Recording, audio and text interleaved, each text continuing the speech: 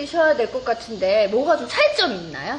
그렇죠. 일단은 언어기는 하지만은요, 이제 어린 학생들은 언어로서 이제 처음에 받아들이는데요.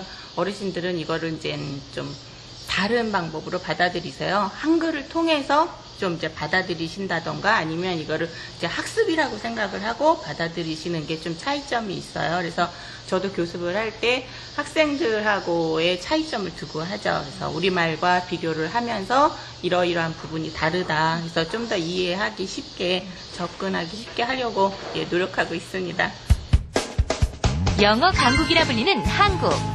이제는 영어 사각지대에 놓인 영어 비문해자를 위한 교육에도 관심을 기울여야 하지 않을까요? 네, 영어 궁금합니다에서 찾아간 곳은 어르신들이 모여서 그 영어 공부를 하는 곳이죠. 네. 노인 영어 교실. 사실 노인 영어 교실에 나간다는 것만으로도 그렇죠, 그 네. 열정이 정말 대단하다고 볼 수밖에 없을 것 같아요. 맞습니다. 예. 지금 VCR을 보니까 또 우리가 직접 보니까요. 또 선생님의 영어 한마디에 또 잘한다라고 또 추임새까지 넣으시는 모습을 보니까 영어를 배운다기보다 좀 즐기고 계신다는 느낌을 받았습니다. 그게 어떻게 보면 가장 바람직한 태도 그렇죠, 아닐까. 맞습니다. 즐기면서 배우는 거니까. 네. 그래서 이번 코너에서 함께 해주실 분들 먼저 소개를 좀 해드리겠습니다. 네.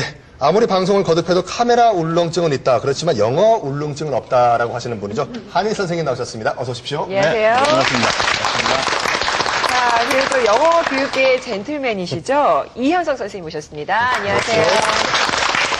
자, 대한민국 영어계의 솔직한 카리스마 우리 한문섭 교수님 계속 나와 계십니다. 어서 오십시오. 네.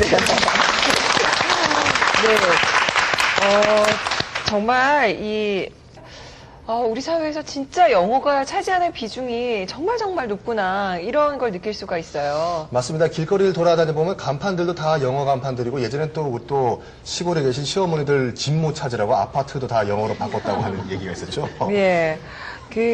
어떻게 보면 이제, 그게 그만큼 이제 어떤 세계화라고 볼 수도 있지만 또 한편으로는 또 불편하기도 하거든요. 맞습니다. 특히 이제 노인분들한테는 영어를 잘 모르시는 분들한테. 그래서 아마 그런 어떤 생활 속의 불편함 때문에 또 이 노인분들께서 네. 더 영어를 공부해야겠다라고 그 결심을 하신 게 아닌가 그런 생각이 드는데요. 맞습니다. 여기 계신 분들 중에서 다 이제 영어를 가르치시는 분들이시잖아요. 그 노인분들, 그러니까 어르신들을 대상으로 영어를 좀 가르쳐 본 적 있으신가요? 혹시? 일단 저 같은 경우에는 노인대학에서 이제 기타로 팝송을 가르친 적은 있지만 영어 강의는 해보지 않았습니다. 그것도 영어 가르치신 거죠? 그렇게 보시면 그렇게 볼 수가 있네요. 노래도 하시고? 그럼요, 네네. 그건 안 믿어지는데요. 우리 한일 선생님은 뭐 노인 대상 영어 강의를 하신 적 있으십니까? 네, 처음 영어 가르치기 시작했을 때가 노인분들이었어요. 제일 젊으신 분이 67살이었고요. 7살이었고, 제일 연장자분이 89이셨었어요. 네. 그게 무슨 그룹이었냐면 네. 그러니까 미국에서 시민권 시험을 따야 되면 그러니까 영주권은 그냥 서류로 돼요. 근데 시민권은 인터뷰를 해야 되는 거예요. 미국 사람을 놓고. 그렇기 때문에 사실은 뭐 좀 한국말로 해줘도 되는데 또 미국 시민권자 시험이다 보니까 영어로 물어봐요. 그러다 보면 이분들한테는 그게 사실은 생계와 목숨이 달린 시험이에요. 그 반을 가르친 적이 있었어요. 아주 재미있고 되게 아주 행복한 시간이었어요. 힘든 점도 많아요. 그런 경험이 있으시니까 네. 오늘 뭐 도움 말씀을 잘 주실 수 있을 것 같은데. 예, 일단은 그 노인 영어를 가르치시는 분은 이제 그게 일반 대상이라고 보시면 안 되고요. 생각해 보세요. 67, 80, 70, 80, 많게는 90까지 되셔가지고 그때 그러게요. 영어 배우라고 왔다라고 하시는 분들은요. 이분들은 젊을 때도 한 가닥씩 하시던 분들이에요. 그러니까 어지간한 정성과 이 배포와 이 다짐이 없으면요 안 와요. 사실 입장 바꾸는 우리 70 돼가지고서는 중국말 배우러 가라면 그거 앉아 있겠어요? 근데 이게 그러니까 뭘 배운다라기보단 배우고 왔다라는 그 자리 자체가 거의 그분들은 행복감이라고 보시면 돼요. 근데 거기다가 또 어르신들이니까 만약에 네. 그 가르치는 선생님의 수업 태도가 불성실하다. 네. 뭐 이러면은 또 호통도 치시고 또 그러시겠는데요? 네, 그러니까 일단은 그 오시는 분들이요. 예. 제가 나이가 어렸음에도 불구하고 선생님이라는 타이틀로 모셔요. 그 오히려 제가 나중에 젊은 사람을 가르치면 좀 맘먹어야 돼요, 이제는. 근데 그 정말 젊은 사람을 가르칠 때가 더 힘들 때가 더 많아요. 창밖으로 던지고 싶은 애가 한둘이 아니에요. 초등학교 3학년, 4학년. 우리 그런 얘기 해가지고 죽이고 싶은 7살 후회되는 뭐 12살. 근데 그 어르신분들은 벌써 선생님이라고 모시기 때문에요.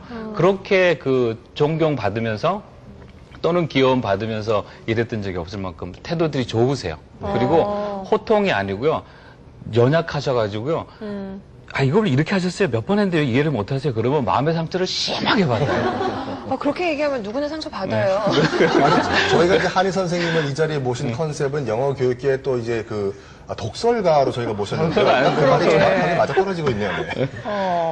그럼 이현석 선생님은 어떠세요? 저희도 이제 방송 진행을 하다가 보면요. 네. 정말 게시판에 정말 영어 공부를 열심히 하고 있다는 여러 사연들이 올라오는데 가장 기억에 남는 그 글들 중에 특히 70이 이제 넘으신 어르신들 분들께서 이제 퇴직을 하시고 나서 계속 이제 방송을 보면서 영어 공부를 하는 게 이제 삶의 낙이다 뭐 이렇게까지 말씀을 하실 정도로 게시판에 글을 올려주시는 경우도 있고 가끔 이제 저희 라디오 방송 하다 보면 이제 사연들이 게시판에 올라오는데 정말 나이가 지긋하신 어르신이 손으로 직접 편지 써가지고 이렇게 우표를 뭐 너무 정성스럽게 붙여서 이렇게 보내오세요. 그럼 거기에 이현석 선생 보시오 이렇게 필체를 정말 멋있어지고 안 보면 혼나겠네요. 그러니까요. 그러니까 그걸 보면서 아까 그 한희 선생님이 얘기해 주신 거와 이제 그 사실 이제 일맥상통한 얘기인 것 같은데 이분들은 영어 공부의 어떤 목표라기보다도 이게 정말 하나의 즐겁고 취미가 어떤 평생 교육의 어떤 연장이기 때문에 네네. 누가 시켜서 하는 게 아니어서 정말 삶의 낙이다라는 게 좀 약간 오바스러운 얘기 같지만 진짜 이분들은 그 20분 1시간 뭔가 배우고 있다는 그런 것에 정말 큰 보람을 느끼시는 것 같아요. 예.